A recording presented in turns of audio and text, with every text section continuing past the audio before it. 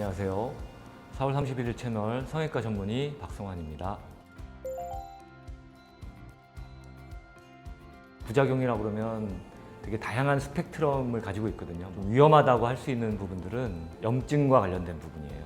염증이 모든 게 이제 원인이 되기 때문에 염증 때문에 코가 붓고 일부 괴사가 일어날 수도 있는 그런 부분도 있고요. 그리고 그런 것들이 오래도록 반복이 되면 구축이 생긴다거나 코가 이제 찌그러지거나 변형이 이제 심해지는 경우들이 많이 발생할 수가 있거든요. 그런 경우들은 되돌리기가 어려운 경우들도 꽤 있는 편이에요. 일반적으로 눈이나 이런 것처럼 다른 조직이 들어가지 않는 수술은 염증이 잘 발생하지 않는데 가슴 수술이라든가 코 수술, 실리콘이 들어가는 경우에는 염증을 발생하지 않도록 하는 것이 재수술을 만들지 않게 하는 중요한 방법이지 않을까 그렇게 생각을 합니다.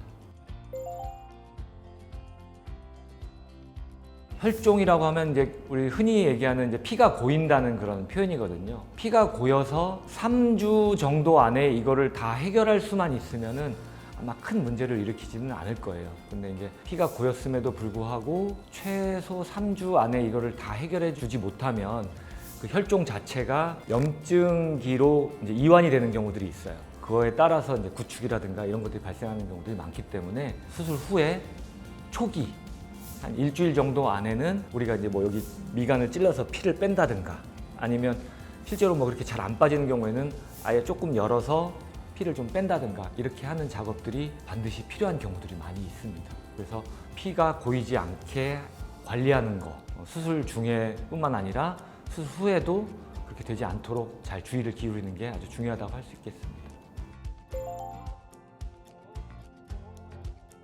혈종이 발생했다고 하더라도 잘 처치를 하거나 피를 잘 제거가 돼서 나중에는 아무 문제 없이 잘 이제 완료가 되는 경우들이 많이 있고요. 하지만 이제 염증은 좀 얘기가 달라요. 일반적으로 급성 염증은 수술 직후에 한 1, 2주 정도면 우리가 금방 알아챌 수가 있거든요. 빨개진다거나 열감이 생긴다거나 많이 붓는다거나 그런 경우는 반드시 보형물을 제거를 해야 됩니다. 두 번째로는 이제 이물 반응이라고 해서 조금 천천히 발생하는 경우들이 있어요. 대개는 3주, 한 달 정도 요때에 갑자기 콧대 한쪽 부분이 살짝 볼록 튀어나온 것처럼 부어요. 이렇게 얘기하시는 분들이 있는데 그런 경우는 우리가 이제 이물 반응을 의심을 해볼 수가 있거든요. 그래서 그런 경우는 우리가 보형물을 좀 빼서 염증이 좀 가라앉은 그런 상황을 다 만든 이후에 최소 2개월, 3개월 정도는 지나고 나서 우리가 다시 보형물을 삽입하거나 이런 부분이 가능할 수도 있다고 생각을 합니다.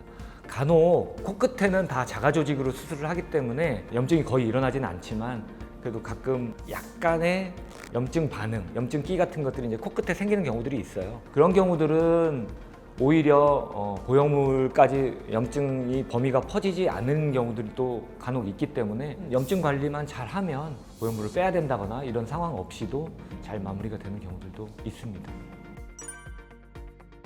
이미 구축이 된 경우에 좀 더 빨리 당길 수 있다고 해서 과거에는